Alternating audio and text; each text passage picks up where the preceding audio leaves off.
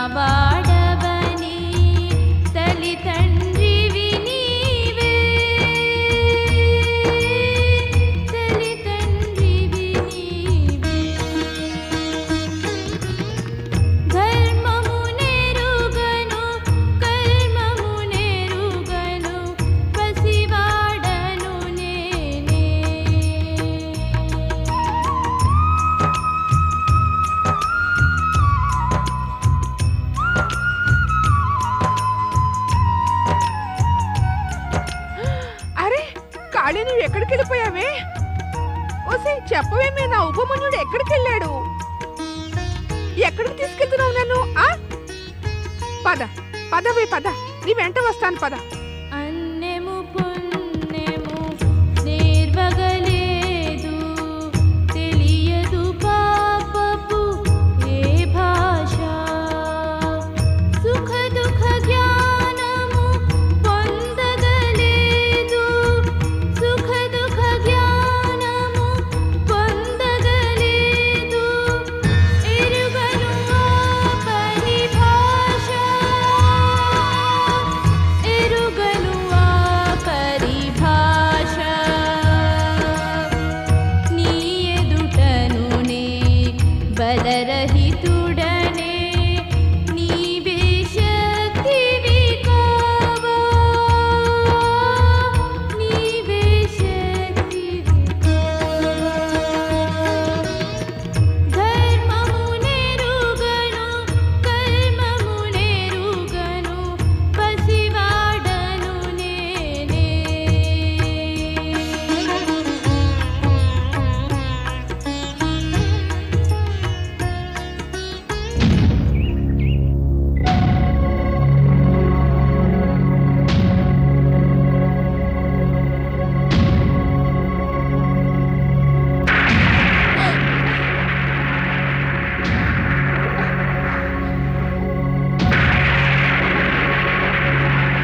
వత్సల, నన్ను రక్షించు. విషమును గళమున నిలిపితివి మాయిల జనహితమును కోరి నా బ్రతుకెందుకు విషమయమాయను, నా బ్రతుకెందుకు విషమయమాయను, తెలుపము పరమేశ, తెలుపుము పరమేశ. ఏ అపరాధము చేయగనాకి శిక్ష విధించితివో, శిక్ష విధించితివో. ధర్మము నెరుగను కర్మము నెరుగను పసివాడను నేనే.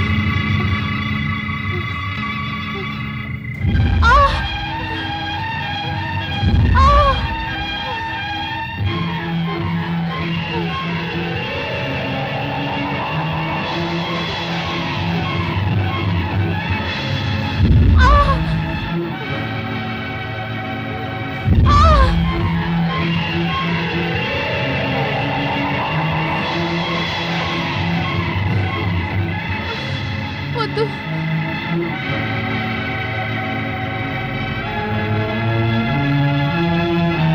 ఎల్లరు భక్తుల నాథుడవీవే, నన్ను అనాథుని చేసితివేళ, ఇతరులకెప్పుడు మోపని భారము, ఇతరులకెప్పుడు మోపని భారము నాపై మోపితివేళ,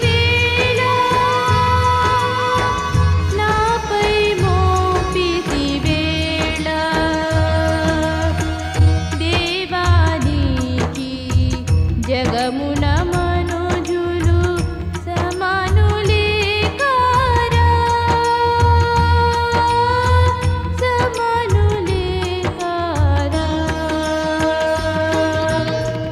ధర్మము నెరుగను కర్మము నెరుగను పసివాడను నేనే.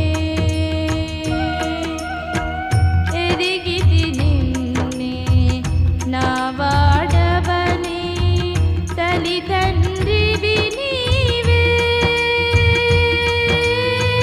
తల్లిదండ్రివి నీవే, తల్లిదండ్రివి నీవే,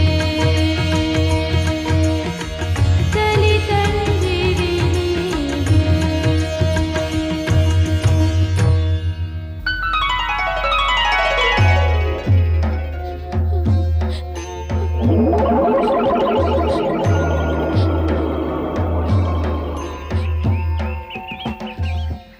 ప్రియోపమన్యు, నీకు ఆరాధ్యుణ్ణి శివుణ్ణి. కళ్ళు తెరు నాయనా, కళ్ళు తెరు.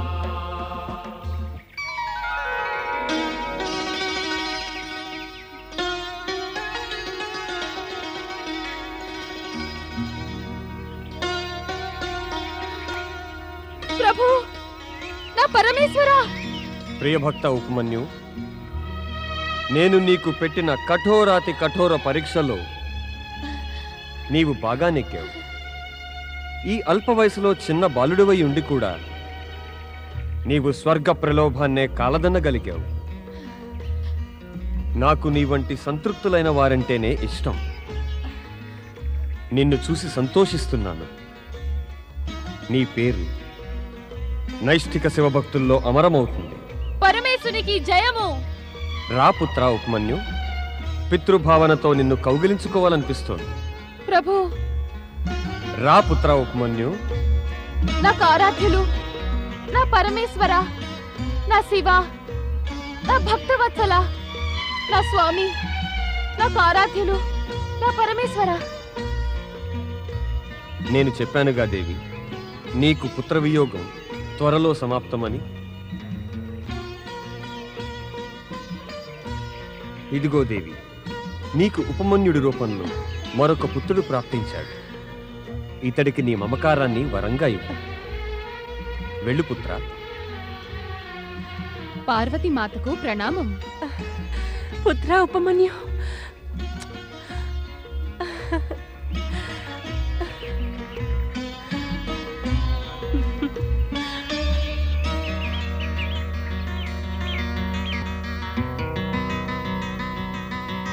పుత్ర ఉపమన్యు, పుత్ర. అమ్మా, ఎక్కడికి వెళ్ళావురా?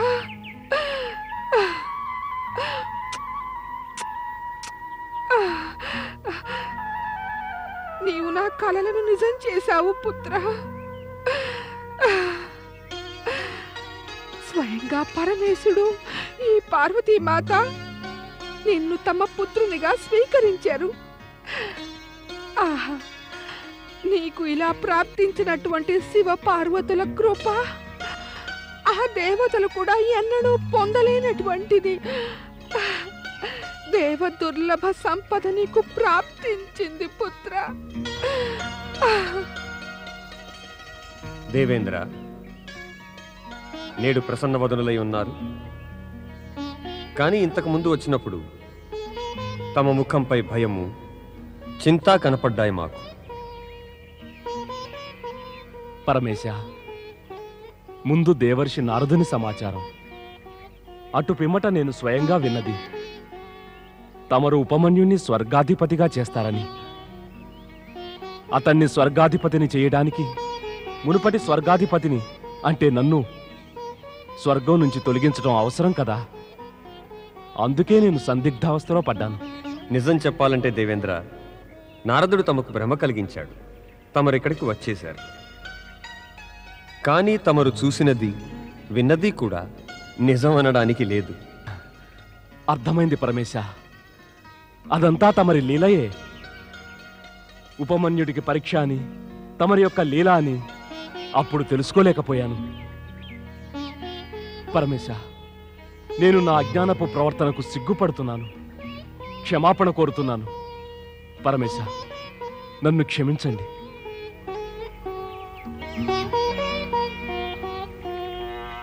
పార్వతీమాతకు, పరమేశ్వరునికి నా ప్రణామం.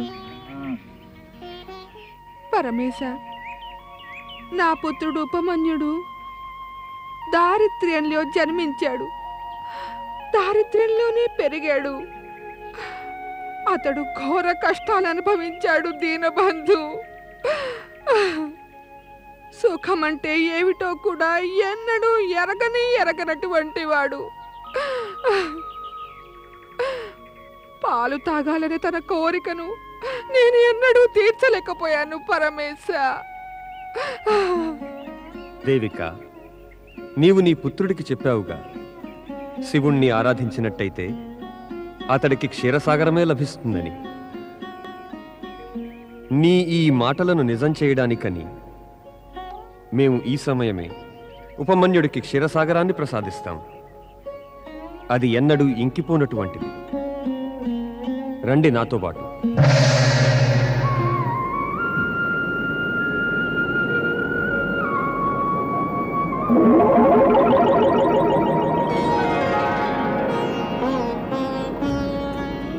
ఈ విశాల క్షీరసాగర పాలతో పాలు తాగాలనే భక్తులందరి కోరిక తీరిపోతుంది. ఎవ్వరూ అసంతృప్తులు కారు.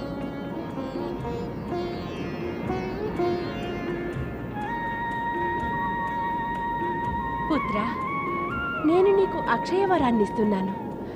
నీవు శివుని పుత్రుడివై శివభక్తి, నీ జ్ఞానపు ప్రకాశం వల్ల జనులందరిలో భక్తిని, సద్భావనను కూడా ప్రసారాలు చేస్తూ ఉంటావు. ప్రభు, పుత్రుడు ఉపమన్యుడికి ఒక అద్భుతమైన అక్షయవరాన్ని ప్రసాదించండి. పుత్ర ఉపమన్యు, నీవు యోగ విద్యలో పారంగతుడవై నీ అసంఖ్యాక శిష్యులకు యోగ విద్యను ప్రసాదిస్తావు. వేద సహితంగా సమస్త బ్రహ్మ విద్యలు నీకు సహజంగా ప్రాప్తిస్తాయి. ఇంకా జగతిలోని సర్వశ్రేష్ఠ సమృద్ధి ఇచ్ఛామాత్రంతోనే నీ ఎదుట ప్రత్యక్షమవుతుంది. నీవు జగతిలోనే పరమ సంతుష్టుడైన వాడివి అనిపించుకుంటావు.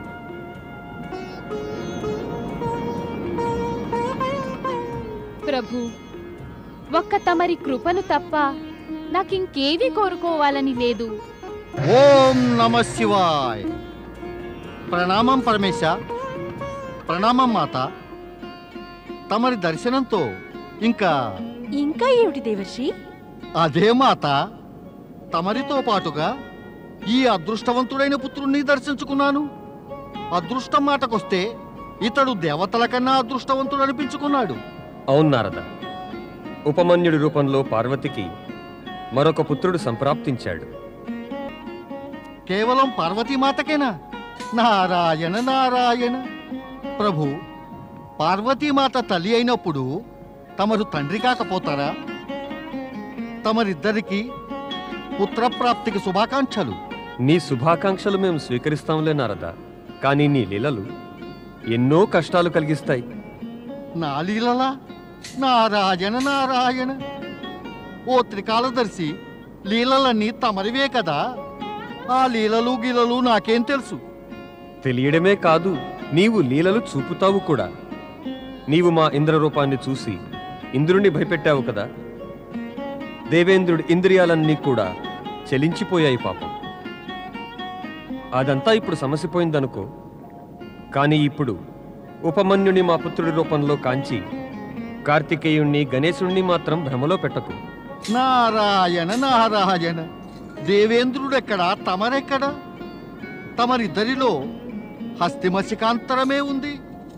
నా ప్రవర్తనలో కూడా తమరిద్దరి పట్ల అంత భేదము ఉంటుంది. ఇక నా ఉద్దేశంలో తమ వద్ద సెలవు తీసుకోవాలి. మేము వస్తాం నారదా. మా ఆశీర్వాదం సదా నీ వెంట ఉంటుంది ఉపమన్యు.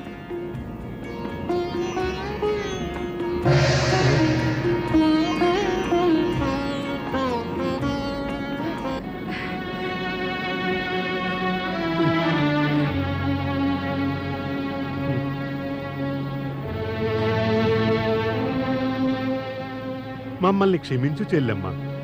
నేను నిన్నెప్పుడూ కష్టపెట్టాలనుకోలేదు. అయినా నేను నీ పట్ల దోషినే. నన్ను క్షమించు చెల్లెమ్మ. లేదనయ్య, తప్పంతా కూడా నాదే. అపరాధం చేసింది నేనే. మీ ఇద్దరిని నేనెన్నో కష్టాలు పెట్టాను. నా తండ్రి ఇచ్చిన ఆస్తి వల్ల గర్విస్తూ మీ అందరినీ కూడా ఎంతో అవమానించాను. నన్ను క్షమించమ్మా దేవిక, నన్ను క్షమించమ్మా. మావయ్య గారు, అత్తయ్య గారు, మీరిద్దరూ అనవసరంగా విచారపడుతున్నారు. జరిగిపోయినది, జరుగుతున్నది, జరగబోయేది అదంతా పరమేశుని కృప వల్ల జరిగినదే. ఆయన నాకు పరీక్ష అయితే పెట్టారు. ఆయన పరోక్షంగా పరీక్షించారు, ప్రత్యక్షంగా మీరు పెట్టారు. పరీక్ష ఇక పూర్తయిపోయింది. అందువల్ల మీరు మిమ్మల్ని ఏమీ నిందించుకోకండి. అందరికీ సంతోషమే. మీరు సంతోషించండి. నేను ఆ పరమేశ్వరుణ్ణి ప్రార్థించేదల్లా మీరింతవరకు పొందలేకపోయిన సుఖ సంపదలను ఇప్పటికైనా తప్పక పొందాలనేదే.